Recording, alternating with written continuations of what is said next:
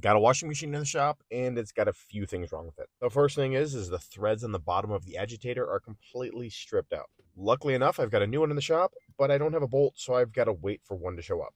While I wait for parts, I get the washing machine into technician mode. Then I'm going to test each of the individual functions: hot water valve, cold water valve, drain pump, and finally the agitate and rinse. Unfortunately, the spin and the agitate functions do not work. I think the motor may be locked up, so I crawl underneath to check that out. It doesn't look like it's an issue with the motor as much as the belt is wrapped around the pulley. Unfortunately, it's stuck on there pretty good, doesn't want to come off, so I'm going to try to remove the pulley. That also doesn't want to come off, but I'm going to get the gear puller and convince it to come off. Put it all back together. A couple days later, the parts show up, and I get the belt installed.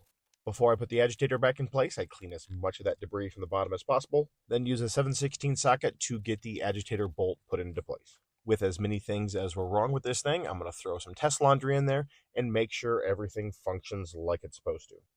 All the waste that was created, as opposed to throwing this washer away, was the agitator and the belt. Now another appliance has been saved from the scrap heap.